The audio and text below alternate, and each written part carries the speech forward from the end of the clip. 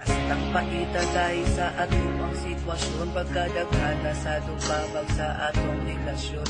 Dili pa mahimo kitang tuha magmalipayon sa ato ang love story, kita pagyud ang magadayon.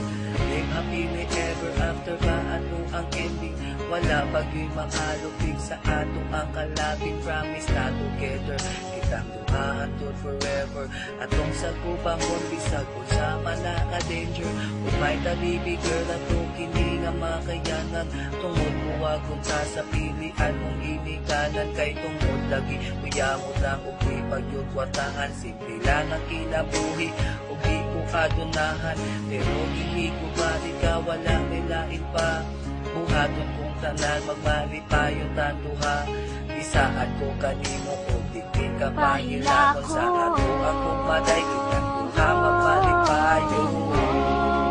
Ikaw ra ang ako ang gusto, wala na makalabo pa kanimo. Bahatid sa labi, dili na importante kanako.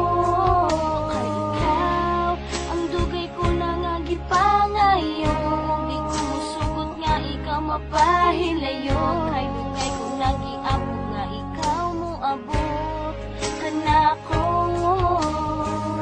Abot na ang atong gikahadlukan, nangita o paagi ang imuhang ginikanan. Para kita luha mangga kay mapahilayo, kung sa gipilit nilang gay gusto kanila nga ininyo. Pero nasayo to nga ikaw di yun mo sugod, pero ginikanan ni mo ikaw gayon gilugnot. Ug gipugos para lang mapakasal kaniya, bisag katulo ng luha sa imong mga mata. Kay laging katong tawhana adunahan og sapian, doble-doble ang pitaka tindon og sagyanan. Pero katong tawhana wala nimo gihigugma, ug dili ka malipay tungod sa iyahang kwarta. Paong ako karon pangga nangita og paagi, karon tungang gabi iandam nimo impati. Kay walay laing paagi para sila mapugo. Ikaw pang kakaroon ako na nakabano.